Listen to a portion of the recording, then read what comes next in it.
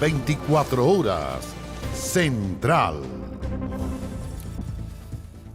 ¿Qué tal? ¿Cómo están? Buenas noches, bienvenidas, bienvenidos a las noticias. Se ha realizado un nuevo robo de computadores, esta vez desde la casa del jefe jurídico del Ministerio del Interior y Seguridad Pública, Jan Giachetti, en directo con esta información. Desde la comuna de Ñuñoa. Jan, ¿qué tal? ¿Cómo te va? Buenas noches.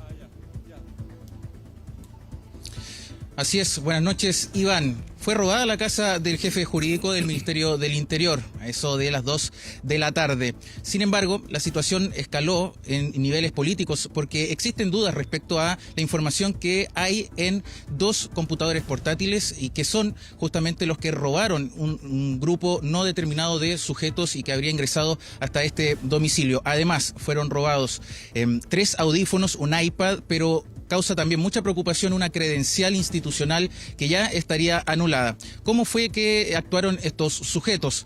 Acá en la calle Alcázar de la comuna de Ñuñoa, a eso de las 2 de la tarde, el grupo familiar de Rafael Collado, este funcionario público, decide almorzar esta tarde de domingo en otro lugar. Salen del domicilio y pasados algunos minutos, vecinos se percatan que desde el interior de su casa estaba emanando humo. Se trataba de una neblina antirrobos, que es un sistema de seguridad que aquí existe. Sin embargo, en toda esa situación logran comunicarse con Rafael Collado para comunicarle lo que estaba ocurriendo. Sin embargo, es a él quien confirma además que habría sido la empresa de seguridad que le notificó habrían algunos sujetos en el interior de la casa. Son 40 minutos aproximadamente en que logra volver a su domicilio para ver y constatar qué era lo que estaba sucediendo. Se trata de Rafael Collado, un abogado de profesión, aproximadamente 20 años de experiencia profesional y que también cumple un rol fundamental en mayo cuando ingresa a la cartera durante una interpelación que se le hace a la ministra Carolina Toá. Es por eso que también es bastante delicada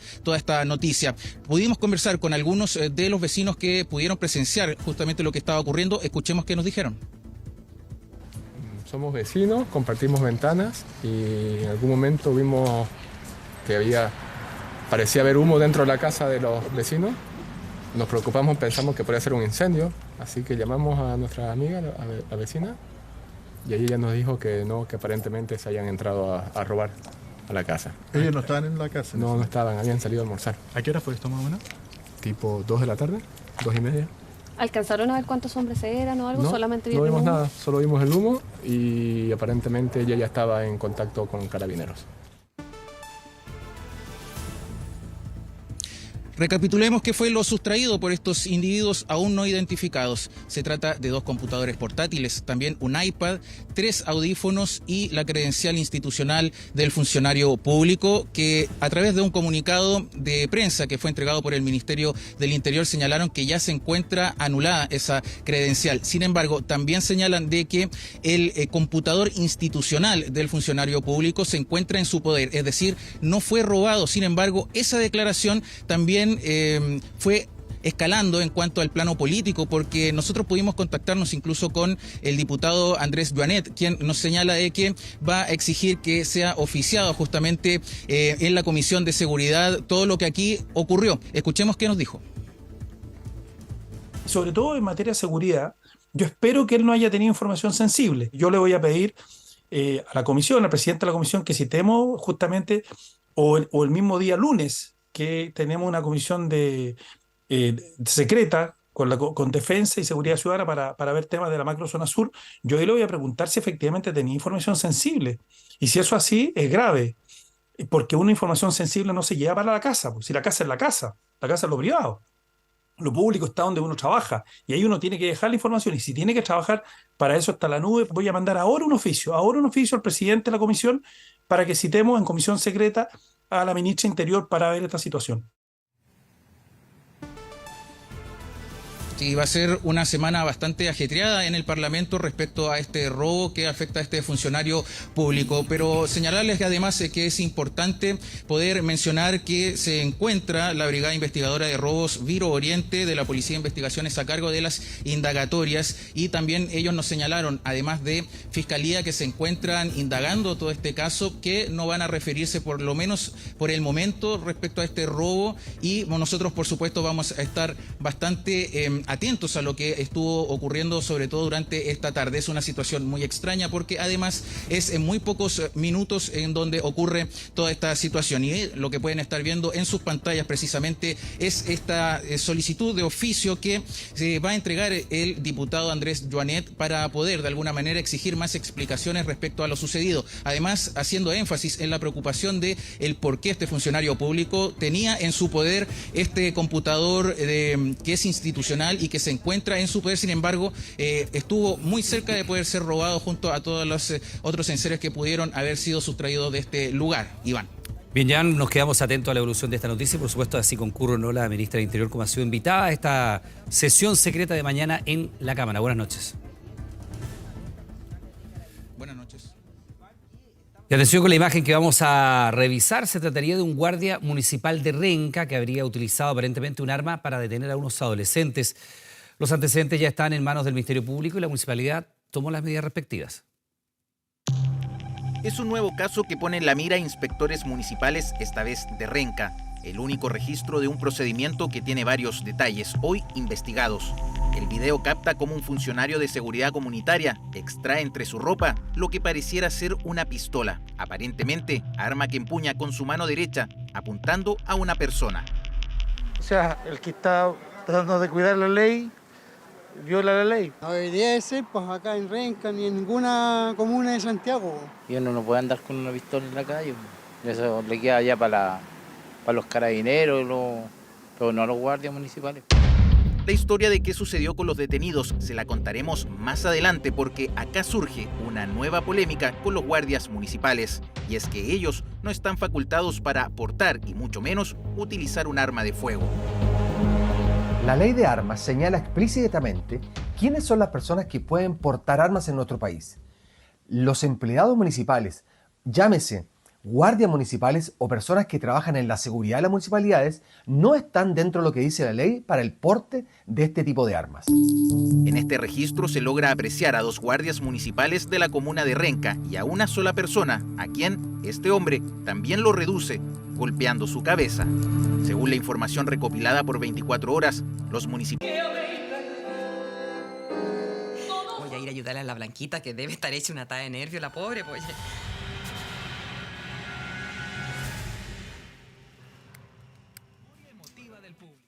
Bien, vamos a seguir, por supuesto, revisando más adelante esas informaciones que tienen que ver con este guardia armado que, como lo repetimos, en la municipalidad de Renca habría utilizado aparentemente un arma de fuego para detener adolescentes.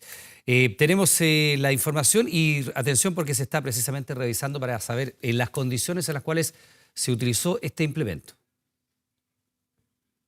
Es un nuevo caso que pone en la mira a inspectores municipales, esta vez de Renca. El único registro de un procedimiento que tiene varios detalles, hoy investigados. El video capta cómo un funcionario de seguridad comunitaria extrae entre su ropa lo que pareciera ser una pistola, aparentemente arma que empuña con su mano derecha, apuntando a una persona. O sea, el que está tratando de cuidar la ley, viola la ley. No debería de ser pues acá en Renca ni en ninguna comuna de Santiago. Y uno no puede andar con una pistola en la calle. Eso le queda ya para los carabineros, pero no a los guardias municipales. La historia de qué sucedió con los detenidos se la contaremos más adelante porque acá surge una nueva polémica con los guardias municipales. Y es que ellos no están facultados para portar y mucho menos utilizar un arma de fuego. La ley de armas señala explícitamente quiénes son las personas que pueden portar armas en nuestro país. Los empleados municipales, llámese guardias municipales o personas que trabajan en la seguridad de las municipalidades, no están dentro de lo que dice la ley para el porte de este tipo de armas. En este registro se logra apreciar a 2 guardias municipales de la comuna de Renca y a una sola persona, a quien este hombre también lo reduce, golpeando su cabeza. Según la información recopilada por 24 horas, los municipales habrían detenido en las calles Miraflores con acceso a Américo Vespucio a 3 adolescentes que dicen fueron seguidos por las cámaras en actitud sospechosa. Llamaron a carabineros, le entregaron a los presuntos delincuentes, pero además le dijeron que en su poder tenían 2 armas tipo pistola. Con el paso de las horas, los adolescentes quedaron en libertad, no tenían antecedentes delictuales y las presuntas armas serían de fantasía. Como los sistemas de televigilancia captaron el momento de la detención y el uso de una aparente arma por parte del funcionario, la municipalidad de Renca emitió un comunicado. Conocidos los hechos, se inició un sumario administrativo apartando al funcionario de sus funciones de seguridad. En el marco del sumario, se determinó realizar la denuncia penal respectiva, con el fin de que el Ministerio Público investigue los hechos. Como ninguna parte de Chile tienen las facultades de ejercer rol de policía, sino que ellos, ante la presencia de la ejecución de un delito en flagrancia, es decir, cuando una persona se encuentra cometiendo un delito determinado, ellos deben proceder como cualquier ciudadano que tenemos el derecho a proceder a la retención, no detención.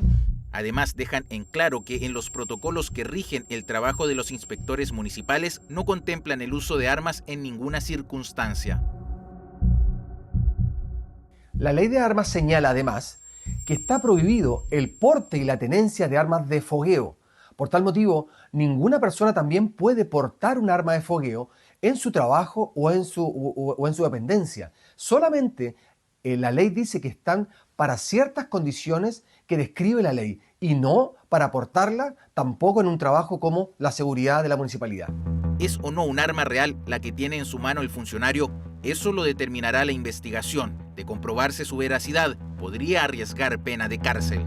Si efectivamente se tratase de un arma de fuego cuyas facultades los inspectores municipales no poseen, dado que Carabineros, las Fuerzas Armadas, Orden y Seguridad tienen la facultad de porte de armas de fuego, la pena ya partiría desde los 5 años y 1 día. La muerte de un hombre en la comuna de Calera de Tango, al ser reducido por inspectores municipales, pone en jaque la idea de brindar más atribuciones a estos funcionarios. ¿Tu nombre es Manuel? No queremos policía municipal, no queremos duplicidad de funciones, queremos una ley donde los municipales puedan notificar, puedan llevar documentos de los tribunales, puedan sacarle pega administrativa a los carabineros para que el carabinero esté más en terreno haciendo prevención. Lo que se debe hacer es un trabajo más estrecho e inmediato entre carabineros y los inspectores, que anden siempre juntos, que uno aplique la ley y el otro apoye la función policial. En la comuna de La Reina se ha apostado por capacitar al personal en artes marciales. La idea es perfeccionar los conocimientos. También es muy necesario que técnicamente dominen ciertas estrategias físicas para poder enfrentar de mejor manera una situación compleja, sobre todo una violenta. Cosa de no hacerse daño, que no le hagan daño a ellos principalmente, pero también si es que tienen que reducir a la persona, no hacerle daño a la persona que están reduciendo. Mientras unos se perfeccionan, hay otros que aparentemente no les importa quebrantar la ley.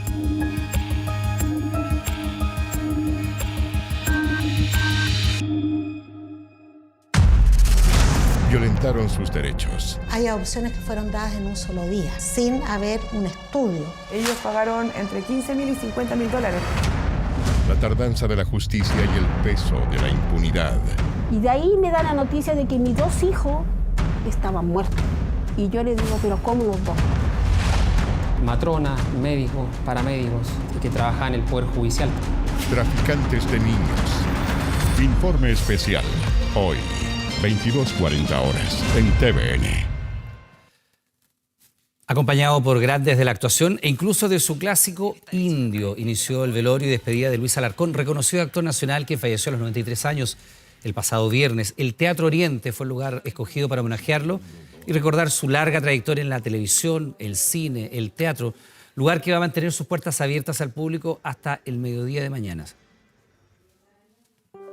Muy realizado me siento yo y con ganas de transmitir un poco mis experiencias a los más jóvenes, pero lo que más me gusta a mí es ser actor. Lucho se murió absolutamente satisfecho con su vida, con su misión aquí en la tierra, que era ser actor, y por Dios que fue actor. Nos queda todo lo que Luis Alarcón inspira en mi generación, en las anteriores y en las que vienen por delante también. Trabajo, pasión, amor por el teatro, sobre todo amor por la gente. Amoroso, paciente, humilde y cercano son solo algunas de las características con las que cercanos definen a Luis Alarcón, mítica figura del mundo del arte y las culturas que batalló durante 10 años contra el cáncer. El lugar elegido para la despedida fue justamente el escenario de un teatro, ese lugar que él mismo escogió como su segunda casa, hasta donde llegaron fieles seguidores y amigos de infancia de su querido Puerto Natales. Era tan desordenado, pero desordenado en buena, ¿ya? Era inquieto. Siempre fue muy creativo, ¿ya? Y por sobre todo era de muy buen humor. Crecí viendo sus teleseries, Romané, sus personajes, un amor de persona él. Así que lo admiro mucho. Me da pena, de hecho, saber que ya lo perdimos, pero se queda en nuestros corazones. De verdad, así como que me lo lloré todo, es verdad. De verdad, estamos aquí tempranito con una amiga para despedirlo y dejarle una florcita. Se fue el Guata, se fue nuestro Chamorro, pero lo vamos a tener en el corazón siempre. Tremendo personaje, tremendo. ¿Cómo se atreve a venir a meterse aquí, Magdalena? Yo sigo siendo su mujer, Pedro. Usted nunca ha sido mi mujer. Son muchos los que recuerdan al icónico personaje Pedro Chamorro, uno de tantos, y es que fue justamente en TVN donde el Lucho, como le dicen sus amigos, desarrolló gran parte de su carrera televisiva. El Circo de los Montini, La Represa, Romané, El Señor de la Querencia, son solo algunas de las entrañables teleseries que permanecen en el recuerdo colectivo de cientos de chilenos. Si camino no hablar, nadie venir. ¡Correr!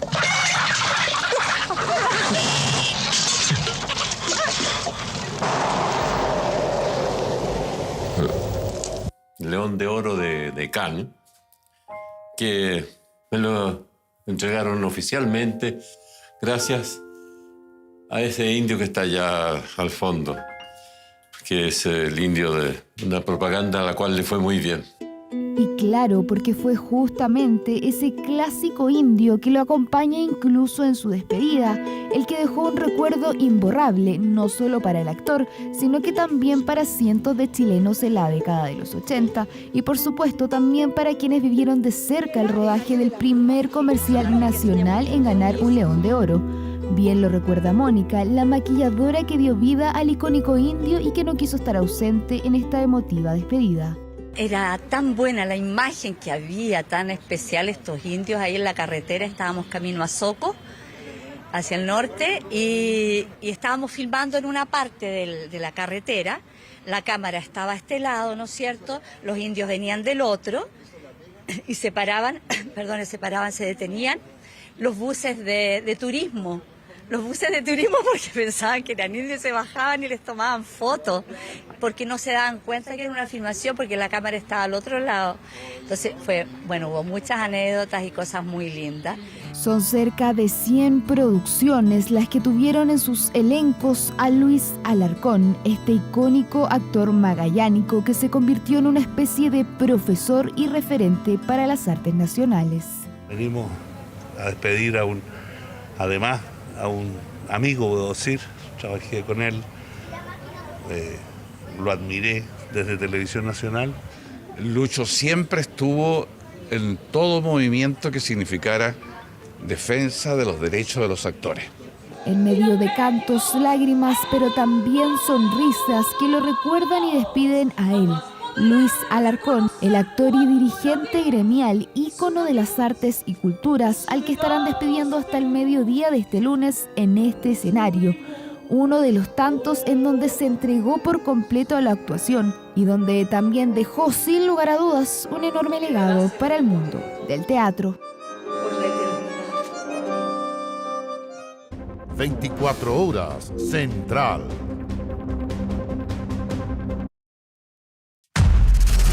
Violentaron sus derechos. Hay adopciones que fueron dadas en un solo día, sin haber un estudio. Ellos pagaron entre $15.000 y $50.000.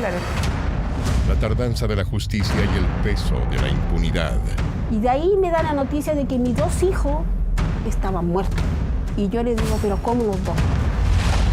Matronas, médicos, paramédicos que trabajaban en el Poder Judicial. Traficantes de niños. Informe especial. Hoy, 22:40 horas en TVN. Vamos a estar con ese reportaje de informe especial en los próximos minutos, pero continuamos con las noticias contándole que para conmemorar los 50 años del golpe, El municipio de Santiago busca cambiar el nombre de calles de la comuna por personas que hayan sido víctimas de las atrocidades cometidas en dictaduras. Vemos más en el siguiente informe. 482 años de historia tiene la ciudad de Santiago, construida en un comienzo en lo que hoy conocemos como el centro, el lugar donde comenzó a cimentarse la tradición de la República, una comuna que hoy busca reivindicar parte de su historia reciente. Estoy muy de acuerdo porque en esos años se sufrió mucho, hubo mucha gente que perdió sus seres queridos y que hasta la fecha no se sabe dónde están, entonces estoy muy de acuerdo que los recuerden. Sí, me parece bien, es una medida para como mitigar cierto daño de cierta manera, así que no es mala idea. Son 9 calles las que en algunos tramos cambiarán de nombre, 2 puentes y una plazoleta. Esta, por ejemplo, busca llamarse Lincoln Berríos, tal como ya lo conmemora una placa en el lugar, en honor a un dirigente sindical que fue detenido y asesinado en manos de la dictadura en 1976. No sé ni cómo se llama esta plaza, entonces está muy bien por el sacrificio que hicieron por nosotros. No estaría de acuerdo con cambiarlo. ¿Por qué no? Porque habría que retrotraerse 50 años atrás. Yo era estudiante universitario en aquel tiempo.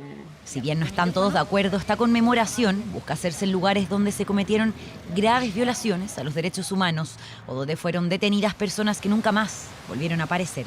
Acá la problemática es la delincuencia, el narcotráfico, la educación, la salud mental y sobre todo también la basura. Pero acá nos estamos enfocando en proyectos que no le suman a los vecinos. Acá hay que preocuparnos de las reales necesidades de los vecinos. En un acto de reparación y de homenaje pendiente, hay solicitudes que llevan muchos años, se pueda visibilizar las huellas de esa memoria en nuestros barrios y en la ciudad de Santiago. Diferencias dentro del municipio ante una situación que podría hacerse realidad esta semana, cuando el Consejo Municipal vote si corresponde o no hacer esta conmemoración. Una que pase lo que pase no dejará a todos conformes. Los vecinos lo único que pedimos es la oportunidad para decidir si queremos el cambio de nombre de calles o no lo queremos, porque además hay un costo económico involucrado. Para nosotros es un acto reparatorio, no solamente a las víctimas y a los familiares de las víctimas, sino que también a hombres y mujeres que fueron indispensables. Una idea que se suma a las diferentes iniciativas de autoridades para conmemorar y crear memoria a 50 años del hecho que dejó huellas imborrables en la historia de nuestro país. Ahora. Atención con lo siguiente, porque una explosión en un local de comida rápida se registró esta tarde en la Avenida del Mar, en La Serena. Estamos con Sebastián Moreno. Los detalles, Sebastián, ¿qué tal? Buenas noches.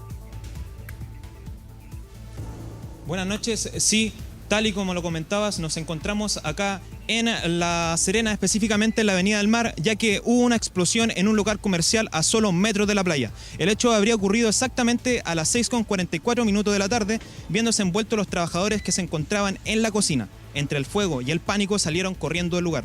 La explosión se habría producido porque la campana de la cocina no se le habría hecho mantenciones. De igual forma para las cañerías de gas de la cocina, que aparentemente se encontraban tapadas, generando esta explosión. Pasemos a escuchar las declaraciones del principal testigo y del comandante de bomberos. Y fue el tema que fue un bombazo demasiado fuerte, como remeció. Nunca hubo fuego ni nada y la gente salió arrancando toda. Se produjo por una mala mantención. Una de sus cañerías estaba suelta y obviamente se puede haber producido en una acumulación de gas, ya con el trabajo, una chispa y se produjo la explosión. ¿Cuál es el estado de los trabajadores? De acuerdo a lo que pudo verificar bomberos al momento de llegar, algunos presentaban solamente quemaduras leves ya en su antebrazo y brazo correspondiente.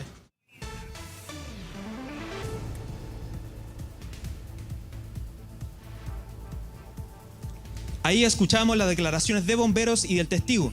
Hablando también con personas del lugar, dicen haber escuchado un ruido parecido al de un terremoto, fuerte. Sin embargo, al parecer solo fue el estruendo el que asustó a todos. Por el momento solo hay 2 heridos de carácter leve en el antebrazo y brazos, mientras que los demás permanecen ilesos.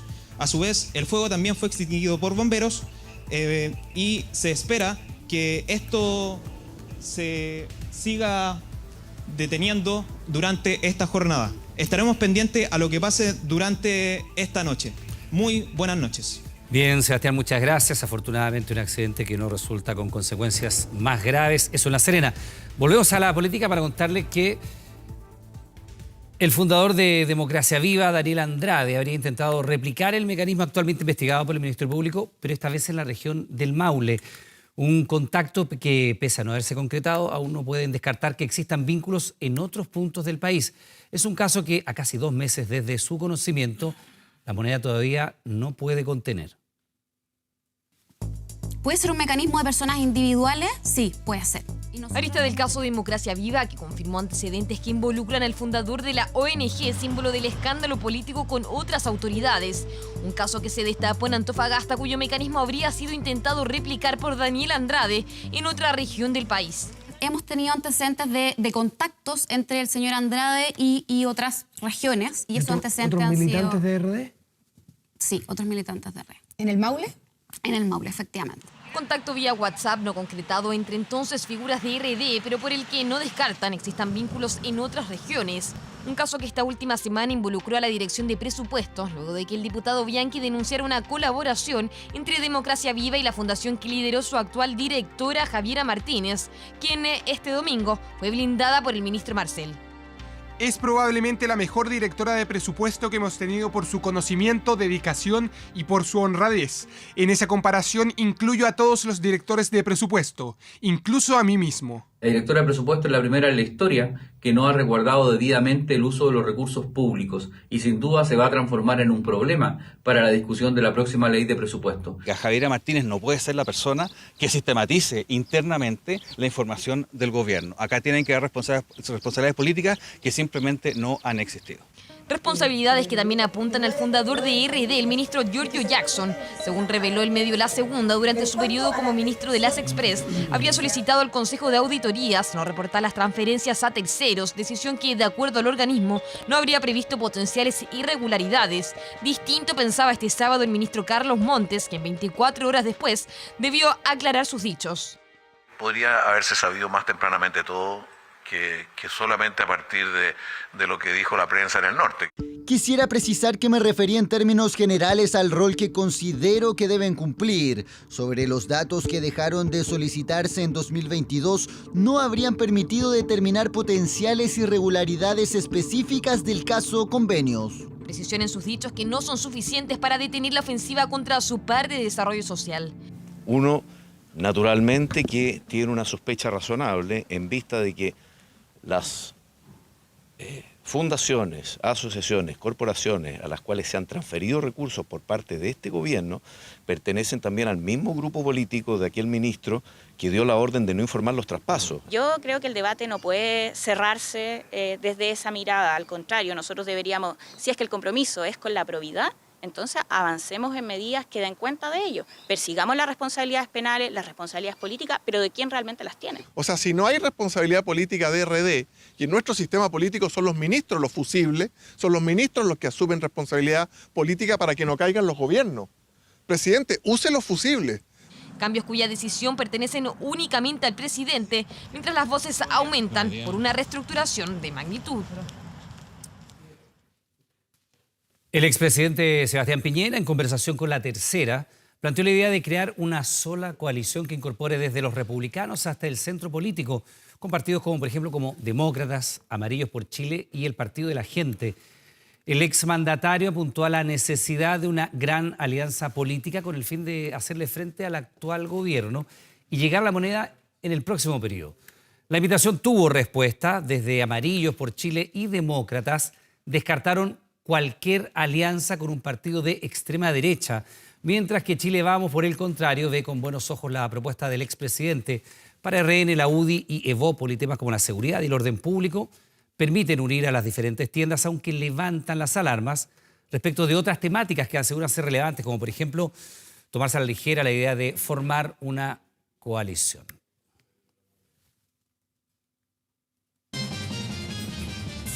Bueno, y estamos a minutos nada más de que comience una nueva entrega de Informe Especial. Hace 5 años se investiga la sustracción de niños chilenos dados en adopciones express a extranjeros. No hay cifras claras, pero se calcula que entre 10.000 y 70.000 guaguas, tal cual, habrían sido exportadas en algunos casos. previo pago de hasta $50.000 entre los años 1950 y 1990. Santiago Pavlovich descubrió nuevas aristas. Este es un adelanto de Traficantes de Niños.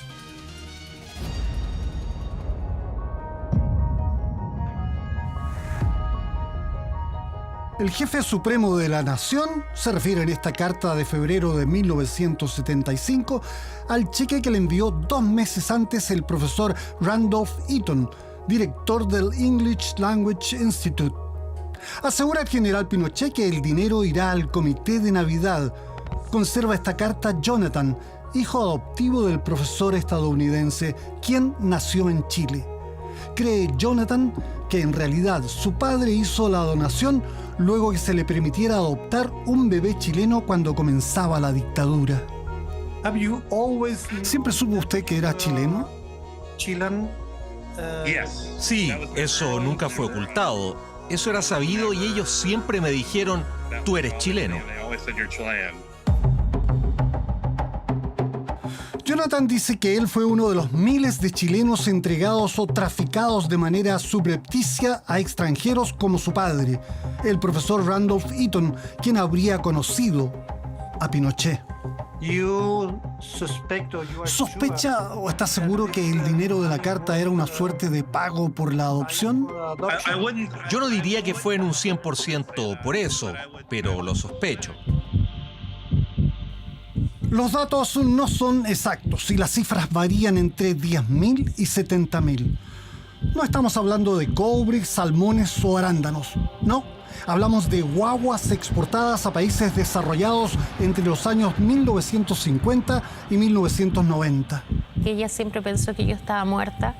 La información que le dijeron al momento de nacer, que yo morí y que gracias a Dios morí porque venía con muchas enfermedades. La mayor parte de esos bebés, algunos de ellos robados y vendidos, fueron despachados en democracia y en dictadura. Llegaron a Suecia, Dinamarca, Bélgica, Holanda, Francia, Italia, Canadá y Estados Unidos. En abril apareció que yo tenía una hija en Suecia, que había sido adoptada allá. Me la robaron a mí en el 73 y más de 40 años sin saber de ella. Borraron todo. Aunque preferían niños blanquitos, a los adoptantes probablemente no les importaban demasiado el color de los adoptados. Tenían tantas ganas de ser papás y mamás que para ellos una talla pequeña, una piel oscura, unos ojos achinados o unos pómulos pronunciados podrían resultar exóticos en sus mundos de lechosa rubicundez. No solo arribaron niños chilenos, también chinos, tailandeses y coreanos. A veces había que pagar por ellos. Y de ahí me da la noticia de que mis 2 hijos estaban muertos. Que mis hijos habían muerto por neumonía. Y yo le digo, ¿pero cómo los 2? ¿Cómo murieron mis hijos? Me dice, María, esta es toda la respuesta que tengo del juzgado de Coronel de Menores. Una amorosa paternidad con niños pobres del tercer mundo probablemente también les hacía bien a los padres adoptivos. Esos Kinder, Children y Enfants saldrían del barro y la miseria. Tendrían mejor salud, óptima educación y un futuro más promisorio que la precariedad de un paisito largo y flaco ubicado en el culo del mundo. Bebés chilenitos aterrizaron no solo en el próspero hemisferio norte, sino también, sorpresa, en el Perú, desde donde no se pedían niños serranos, ni negros, ni zambos, sino niños más blanquitos, como los que hay en el plurirracial Chile. Bien lo sabe la economista y escritora peruana Fabiola Haplützel Silva Santiesteban, que nació en Chile en 1968. Al año y medio, su madre de 19 años la dio en adopción dejándola en la Casa Nacional del Niño. Y luego un avión y Lima. 39 años después, su amorosa madre peruana le confesó trémula una verdad largamente ocultada. Cuando ella me lo dijo, ella ya estaba con un Alzheimer en etapa moderada y me dijo solamente que me dio a entender que había llamado a pedir un bebé y luego me dijo, y quiero saber si tú quieres saber algo de tu propia sangre. Y ella estaba tan enferma y tan asustada porque lo siguiente que me dijo es, me vas a seguir queriendo. De hecho, la mayor cantidad de niños limeños se está destapando ahora, en este año, en el 2023. Hay adopciones que fueron dadas en un solo día, ¿no? Resoluciones judiciales que en un solo día termina la causa, sin haber un estudio. Podríamos estar aquí frente a una violación sistemática a los derechos del niño, si es que en este proceso judicial se determina que hubo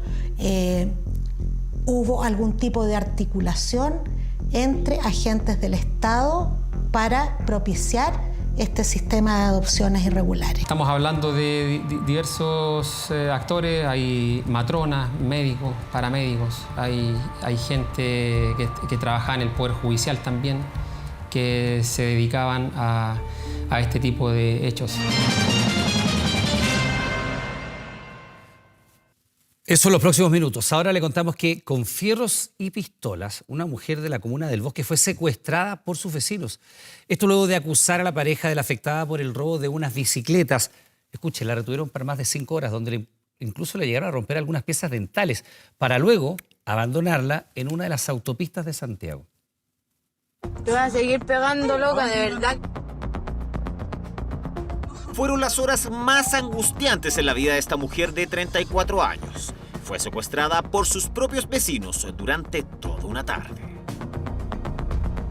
La historia comenzó la mañana del 26 de marzo. Entre medio de una fiesta, la víctima va a su departamento de la comuna del Bosque y su pareja la esperó afuera. Ahí, él habría aprovechado de robar 2 bicicletas de unos vecinos del sector. Los hasta ese instante afectados eran Miriam Sánchez Vergara, de 47 años, su hija Anaís Figueroa, de 21, y la pareja de la primera, Jonathan Carrillo Vargas. Las cámaras de seguridad mostraron al ladrón, por lo que los afectados habrían decidido tomar venganza. En este punto de la comuna del Bosque, donde la víctima fue abordada cerca de las 4 de la tarde en un secuestro que duró más de 5 horas.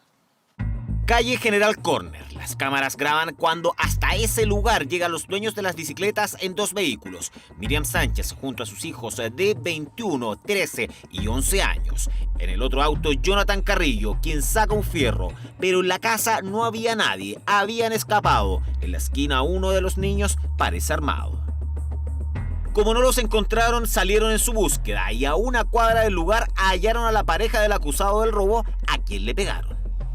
La introducen al interior de un vehículo que era conducido en este caso por Miriam y que era también tripulado por Anaís, ¿ya? Donde continúan golpeándola. En este vehículo se trasladan, ¿cierto? Hasta la comuna de Pudahuel, llevando en su interior a la víctima, ¿cierto? Y siendo seguidos en todo momento en otro vehículo conducido por Jonathan. Ahí comenzó el tormento para la mujer de 34 años. Contra su voluntad, sin saber su destino, fue amenazada por sus vecinos para que entregara información de su pareja o de una de las bicicletas.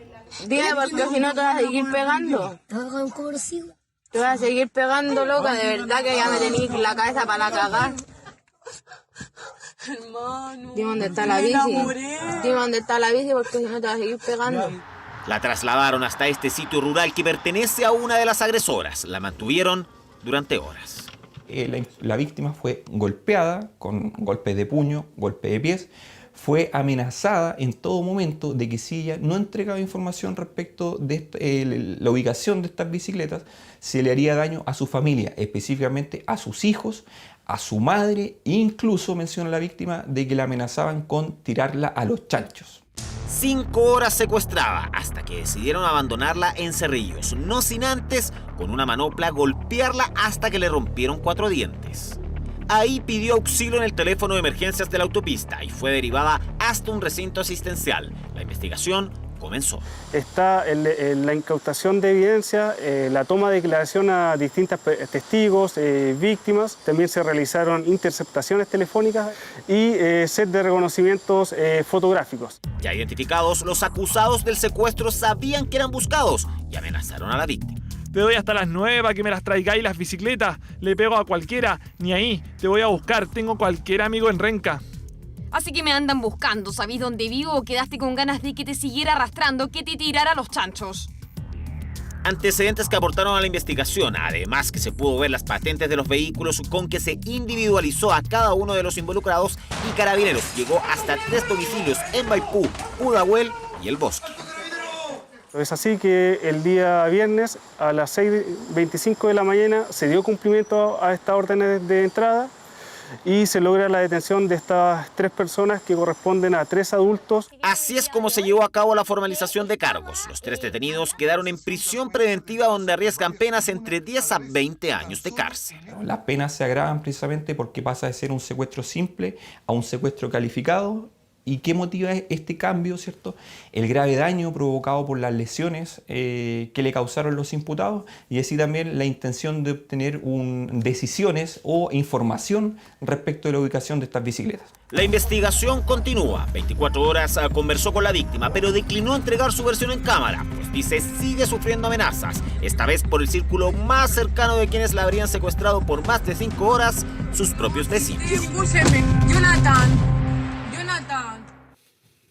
Y en noticias internacionales, la tercera acusación contra Donald Trump sigue impactando en la política norteamericana. De hecho, el exmandatario insiste que solo lo beneficia, mientras que la investigación avanza y los fiscales piden protección de pruebas tras una publicación del líder republicano que ha sido catalogada como amenazante. Les prometo esto. Si me devuelven a la Casa Blanca, su reinado terminará y Estados Unidos volverá a ser una nación libre. No somos una nación libre en este momento. Palabras que muestran a un Donald Trump más confiado que nunca en sus intenciones de volver a la Casa Blanca. Metas políticas que este último tiempo se han visto totalmente empañadas por sus problemas legales. Donald Trump is gearing up for yet another trial. It's the first time the federal government has charged a former president with defrauding the country. Es así como esta semana el líder republicano enfrentó una tercera acusación en su contra, esta vez por intentar anular los resultados de las elecciones presidenciales de 2020, donde fue derrotado por el actual presidente Joe Biden. Un caso que paraliza a Estados Unidos y que ha provocado múltiples reacciones, entre ellas por parte del propio Donald Trump, quien a través de sus redes sociales ha mostrado su opinión. Si vas por mí, yo voy por ti. Declaraciones que provocaron que los fiscales que llevan el caso pidieran una orden de protección de pruebas tras la calificada amenazante publicación del exmandatario. Lo que la orden propuesta busca evitar es la difusión o uso inapropiado de las pruebas descubiertas, incluyendo su difusión al público. Esta orden limitará la información que Donald Trump y su equipo legal podrían compartir públicamente, incluso en redes sociales, sobre la evidencia que concierne al líder republicano. Y es que en reiteradas ocasiones el exmandatario ha sido duro para referirse a quienes llevan su proceso, entre ellos el fiscal especial Jack Smith. Pero a pesar del enloquecido enjuiciamiento a nuestro movimiento por parte de nuestro corrupto y altamente partidista Departamento de Injusticia y el trastornado Jack Smith, no parece trastornado. Desde la defensa de Donald Trump insiste en que no se trata de un proceso justo, incluso lo tildan de persecución política. El presidente Trump está siendo procesado por hacer preguntas aspiracionales, preguntar a los legisladores estatales, a los gobernadores estatales, a los funcionarios electorales estatales para hacer lo correcto. Sin embargo, hay quienes no comparten el pensamiento del equipo legal de Donald Trump.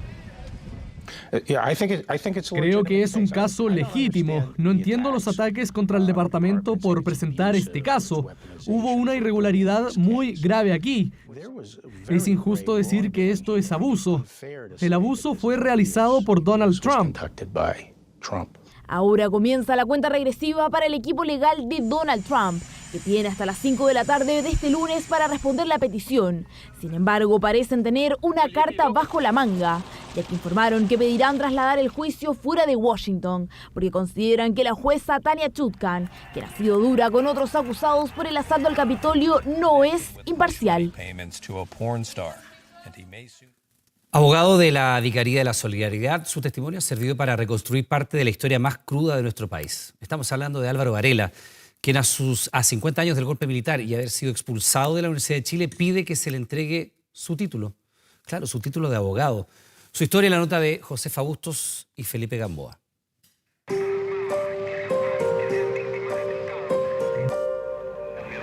Los chilenos, las chilenas hemos tenido la posibilidad de conocerlo a usted, pero esta parte de su historia no la conocíamos. Yo me dediqué a la defensa de los derechos humanos y por consiguiente mi dedicación era dar protección, apoyo y ayuda a las víctimas y sus familiares. En lo personal entonces no me preocupé de mi situación. Dice que lo que le pasó en medio de todo lo que ocurría en los años de dictadura fue menos importante. Y así pasó el tiempo, 50 años. Y hoy día, ya 50 años transcurrió, pensé que a lo mejor es momento de asumir mi propio caso. Centros de tortura de la DINA, el proceso en que se investigaba la situación de detenidos desaparecidos. Solo en el archivo de Televisión Nacional su testimonio ha sido recogido decenas de veces y sus palabras han permitido contar a las nuevas generaciones la labor que cumplió la Vicaría de la Solidaridad, en especial la suya como abogado. Abogado que en realidad era estudiante y que en Chile nunca se tituló. Frente a la tortura, a la desaparición, al exilio, etcétera, etcétera, ser expulsado de la universidad podría ser considerado un mal menor. La visión es otra. Pero a 50 años uno cambia la visión. Tras el golpe militar, una de las primeras medidas que adoptó la dictadura fue en educación. Se dictaminó que todas las universidades del país serían regidas por rectores delegados designados por la Junta Militar. Cuando Álvaro estaba por terminar la carrera de Derecho, a la Universidad de Chile llegó el general en retiro César Ruiz Danyau. La Escuela de Derecho siempre en Chile y en todas partes del mundo es un centro en ebullición permanente, ebullición política. Ocupar el cargo de presidente del Centro de Derecho lo hacía uno estar en un lugar que era muy visible. En 1973 era presidente del Centro de Alumnos, militante del MAPU y al mismo tiempo todo eso una sentencia. Y tan solo pocos días después, en todas las paredes estaban pegados nuestros nombres como personas que se había iniciado sumario en contra nuestra. Sufrí la expulsión de la universidad y de todas las universidades. Y más que expulsión, como dijo el fiscal Caldera en uno de sus escritos, la eliminación. A los 22 años, su sueño era ser abogado, pero la dictadura quiso otra cosa. Y eso es cortarle los brazos a uno, cortarle la cabeza, es decir, el cuerpo quedaba vivo, pero el corazón latía, pero no sentía. Y eso fue brutal. Nunca más pudo acercarse a ninguna casa de estudios. Fue procurador para la Vicaría, lo persiguieron y torturaron. Su carrera la terminó en Barcelona. En 1979 ahí se tituló 5 años más tarde de lo previsto, pero solo en 1980 la Corte Suprema le permitió ejercer en Chile. Su anhelo, ser un egresado de esta universidad, se truncó y hoy pide un acto de justicia. Mi título hoy día es un título que aparece otorgado por el rey don Juan Carlos II. Yo quiero tener el título también de la Corte Suprema de Chile. Cuando se me expulsó se me formularon cargos, incluso hasta de robo de especies. Quiero que todo eso se deje sin efecto, que se solicite a la Corte Suprema que me otorgue un título de abogado simbólico. Quiero que mis hijos y mis nietos en el futuro siempre sepan que su padre no mereció la expulsión y que esa expulsión se dejó sin efecto. No hay cifras exactas ni certeza de cuántos estudiantes vivieron lo mismo que él durante el régimen, pero dice serían miles a quienes hoy también quiere representar. Que estos hechos sean conocidos es un acto de justicia. También pide en este documento dirigido a la actual rectora de la Casa de Estudios erigir sitios de memoria en la universidad y reconocer a todos quienes fueron expulsados de alguna u otra manera de ella, estudiantes, profesores y administrativos durante el régimen militar. Un texto que hasta ahora no ha recibido respuesta. La Universidad de Chile ha hecho algunos actos de reparación simbólicos respecto de quienes fueron expulsados. Pero la verdad es que creo que han sido muy limitados. El dolor que gira en torno a la Universidad de Chile todavía persiste. Este es el momento de hacer ese cambio. Y yo creo que este es el momento. Televisión Nacional contactó a la Casa de Estudios a través de un mail. Desde la Universidad de Chile aseguraron que analizarán la solicitud para hacer los actos de reparación que corresponda. Un anhelo que lo ha acompañado durante casi medio siglo y por el que dice seguirá insistiendo hasta conseguir un mínimo gesto de reparación, el que en todos estos años nunca recibió. Crónicas del domingo. Fíjese que se proyecta que de aquí a 30 años nuestro país no tendrá ni curas ni monjas chilenos, tal cual. Es que el interés por dedicar la vida al servicio de una congregación ha caído a niveles nunca antes vistos en Chile. Este desencanto se refleja en las cifras. Hoy hay solo 86 postulantes a sacerdotes en todo el país. Esto está muy lejos de los más de 800 seminaristas que ingresaron en el año 2001. Verónica Moscoso y Rodrigo Sobranes con la crónica del domingo. Renuncié a ser cura.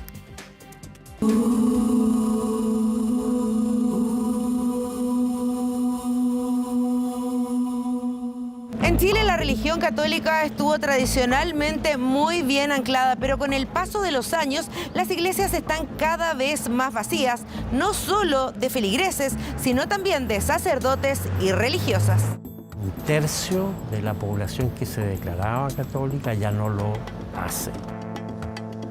Como iglesia incluso hemos perdido o dejado de estar en la sociedad y también hemos dejado de evangelizar. Al igual que en el resto del mundo, la Iglesia Católica enfrenta la peor crisis de vocaciones porque no hay ingresos y los retiros suman más que las incorporaciones.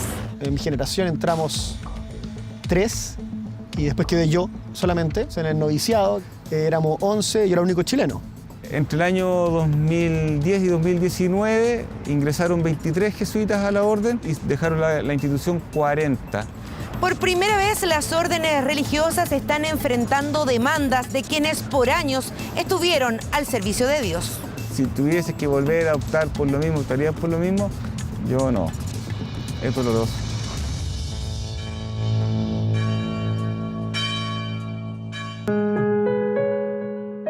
Hola, mi nombre es Cristian. Estuve 18 años vinculado a la Compañía de Jesús. Y yo, Jorge. Estuve 23 años vinculado a la Compañía de Jesús. Yo, Juan Carlos, estuve 37 años vinculado a la Compañía de Jesús. Los 3 fuimos sacerdotes. Grabar este video no fue una decisión fácil, tampoco dejar atrás la sotana y el compromiso con Dios. Estos 3 ex sacerdotes jesuitas, en un hecho sin precedentes, tuvieron además la valentía de demandar a la orden religiosa a la que pertenecieron para exigir reparación y justicia. Cristian Meneses es uno de ellos. A los 5 años entró a estudiar a uno de los colegios de la orden. En un tiempo donde uno se hace preguntas para definir su proyecto de vida, para mí ese era como el modelo que me atraía y me arriesgué. A los 21 años recibe el llamado de Dios y decide ser sacerdote. Cuenta que al poco tiempo comienza la desilusión cuando se enfrenta a la denuncia de un niño que acusa haber sido violado por un cura de su misma orden. Me tocó dejar esto en las manos de los superiores y esto no se levantó en los espacios donde tendría que haberse levantado. Si tú me dices cómo yo procedería hoy en día, yo apenas hubiese sabido el caso, hubiese dicho esto hay que denunciarlo en la justicia civil. Y aquí hay un compañero jesuita mío que violó a un menor. ¿Por qué se resguardó a los sujetos? Cristian no nos da más detalles, pero asegura que a los padres de este niño, los curas nunca le entregaron esta delicada información. Yo ya no podía seguir ejerciendo el sacerdocio. Era la misma atmósfera institucional la que a mí me impedía propagar las mismas pautas jerárquicas de dominio. Tuve la suerte de poner un límite. No sé si todos ponen esos límites hacia la institución. Tanto exilio, cuánta serpiente, cuánto interior quebrantado. Pedro Pablo Achondo se ordenó sacerdote en marzo del 2011, a los pocos meses de que estallara el caso Caradima.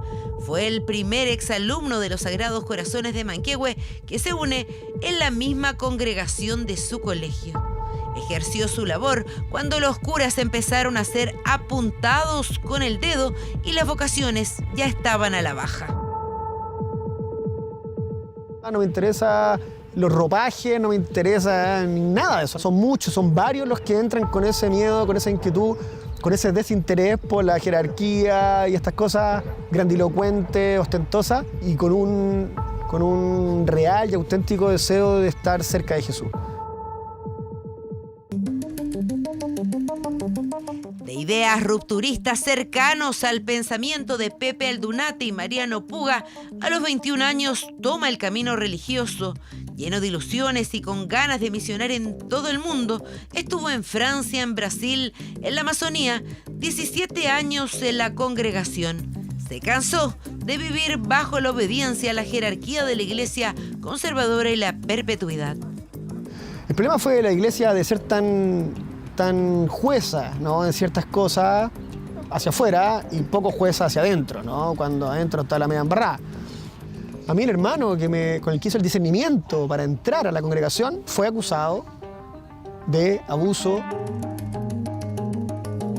Pedro Pablo, que no hoy es profesor universitario, sostiene que la jerarquía de la Iglesia Católica debe ajustarse a los nuevos tiempos que estamos viviendo y lo que realmente le importa a la gente. No le interesa la opinión de la jerarquía respecto del aborto, no le interesa. Ella misma tuvo que abortar porque probablemente el marido la obligó, ¿te das cuenta? Entonces, ¿qué va a ir a hablarle un cura a esa gente? Nada. Quieren seguir haciendo lo mismo que han hecho, ¿no? Con poca autocrítica, con poca autorrevisión, con poca flexibilidad, no al matrimonio homosexual, no a los curas homosexuales. Ojo, que también, no solo para afuera, también es para adentro. Que hay que revisar eso, hay que abrir mano de muchas cosas, entender que no solo que el mundo cambió, sino que las relaciones humanas son otras.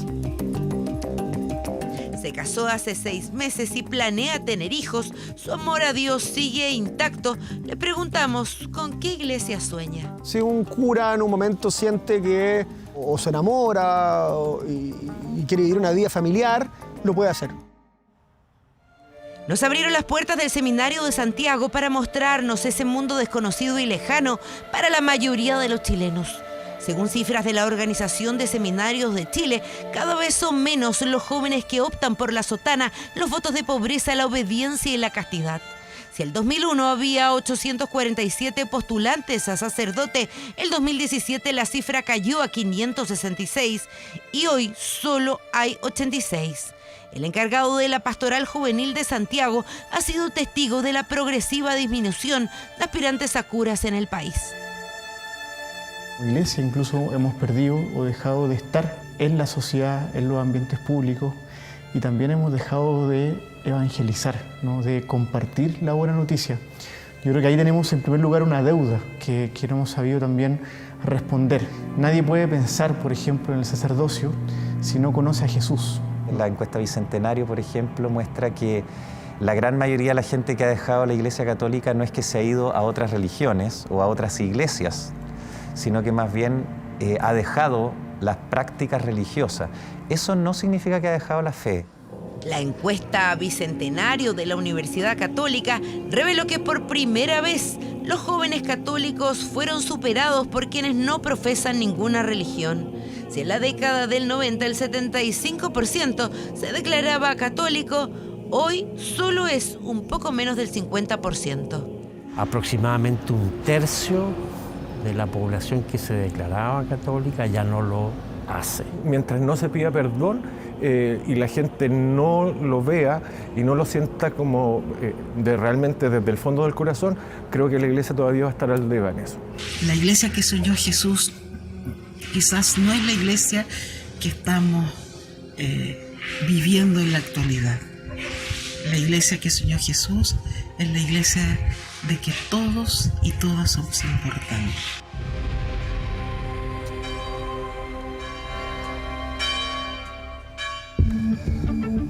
En medio de esta crisis global de la fe, invitamos a 3 estudiantes de teología de la Universidad Católica a debatir sobre el presente y futuro de la Iglesia. Les preguntamos ¿Cuál es el diagnóstico? ¿Qué hacen? Nos bajaron del pedestal en el que nos habíamos subido, no porque Dios quería, sino porque nuestros deseos de ambición y de gloria nos había subido. Es innegable que hay menos vocaciones a la vida religiosa, que hay menos vocaciones al sacerdocio y que hay menos vocaciones al matrimonio, pero al mismo tiempo es una tremenda también oportunidad para pedir perdón, para reparar. Un dolor por lo que nosotros como iglesia hemos cometido hacia la gente. Hay un dolor ver de que muchos se han alejado porque nuestro testimonio no ha sido el mejor, no ha sido el que viene de Jesús. ¿Qué cambios esperan? Sueño, y por eso uno también se la quiere jugar, para que la mujer efectivamente tenga el rol dentro de nuestra institución que se merece y que Dios cree, y que yo creo que Dios quiere que tengan. Que las mujeres no pueden ser sacerdotes, por ejemplo, significa que por no hacer lo mismo que el hombre, no es igualmente válida que el hombre, porque ahí yo discrepo. Y son ustedes las que efectivamente tienen que decir qué quieren, no los hombres, porque basta de decirle nosotros a ellas las que tienen que hacer. Esto a lo mejor me quemo con lo que voy a decir. Creo que nosotros a veces le hemos dicho todo amén y nos cuesta a veces, y no sé por qué nos asusta a veces confrontar. Yo todo lo incendio, yo todo lo rompo. Si un día algún Nevenka Álvarez siempre fue una monja rebelde y distinta a las demás. Es feminista, le gusta cantar, hacer deportes y hasta bailó cueca en la Pampilla con Dioscoro Rojas. Fue bautizada como la Sor Huachaca. Para el estallido social salió a tocar cacerolas, acto que le trajo más de algún problema. Salí en varios periódicos aquí en la región, hicieron entrevistas, en fin. Pero eso igual generó conflicto, ¿eh? Porque Dios que hace una monja caceroleando. La gente no entiende que uno antes de ser monja es mujer y también ciudadana. El 2011 había enfrentado otra crisis vocacional que la mantuvo 5 años fuera del convento. Ojalá, ojalá. En ese periodo llega Mariano Puga a mi vida, y digo yo, y él me dice, estáis puro cuando Nevenka, ¿sabes que vivís como monja? Me dice, mira, vaya a los cerros, hacemos talleres bíblicos, veo tu forma de vida, tu austeridad. ¿Por qué no lo intentáis de nuevo, Nevenka? Ya sí, podría ser. Esa flor que se durmió, ojalá. Lo intenta, pero finalmente abandona la vida de monja, lo que no significa estar alejada de Dios. Al contrario, hoy esta profesora participa activamente evangelizando. Entre 1999 y el 2000, 293 mujeres postularon a la vida consagrada. 2 décadas después, las novicias bajaron a solo 21. Han influido mucho esta situación de las denuncias de los abusos, tanto sexual como abusos de poder, manipulación de conciencia. Eso ha calado en el corazón de las personas que de alguna u otra manera quizás estuvieron pensando en un momento tomar esta opción de vida. Hay que hacer un refresh con la vida religiosa y con la iglesia. Hoy día nuestro mundo camina desde la equidad de género y nuestra iglesia, yo la amo, pero no obstante también con ese amor y esa objetividad puedo hacerle críticas constructivas y propositivas, ¿ya? Que debemos ir haciendo cambios, sobre todo la participación más protagónica de la mujer. 15, 20 años en que estuviste en algo súper gratificante, entregando, dando vida, te das cuenta de que estás solo, ¿no? Estás solo en la nada, ¿sí? Yo le digo a mis amigos, yo llegué, que ya, no sé, tienen familia y hasta una casa, le digo, yo llegué 17 años tarde, no tengo ni casa, ¿no? No es algo que me quite el sueño, hoy día, ¿no? ¿Qué hago? Porque ya no dependo de la orden y aprender a vivir bajo otro paradigma, donde ya no están los votos religiosos, no hay obediencia, no hay pobreza, no hay castidad, uno no tiene cotizaciones previsionales, uno no invirtió para sí mismo en la vida y uno tiene que volver a depender de la familia. La Compañía de Jesús a mí me pasó un monto mínimo de dinero para el primer tiempo que yo salí, ya los primeros 3 meses, pero después me di cuenta que lo que me habían entregado era nada. Lamentablemente, solo recibimos dilación y respuestas insatisfactorias.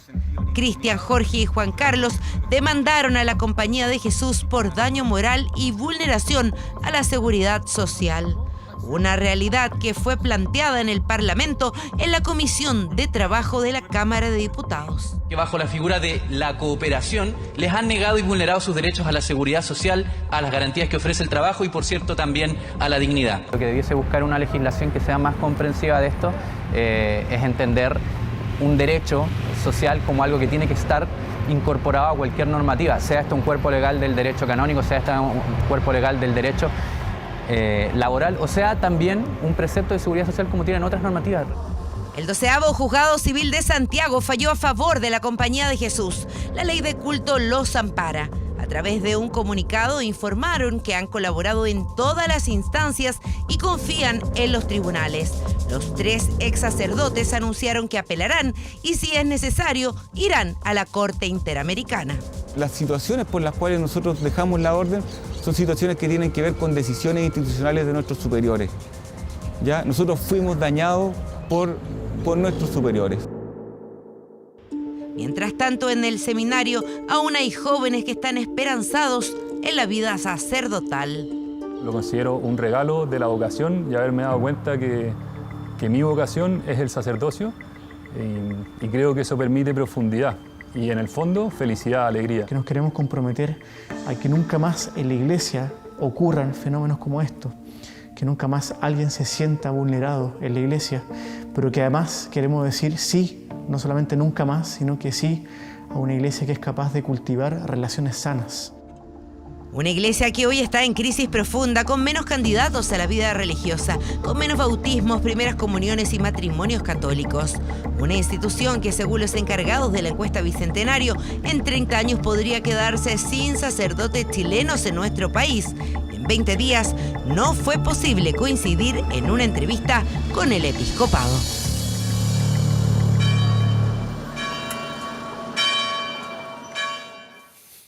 La crisis de las vocaciones sacerdotales. Estamos terminando las noticias. Como siempre, le damos las gracias por estar junto a nosotros. Siga nuestra sintonía.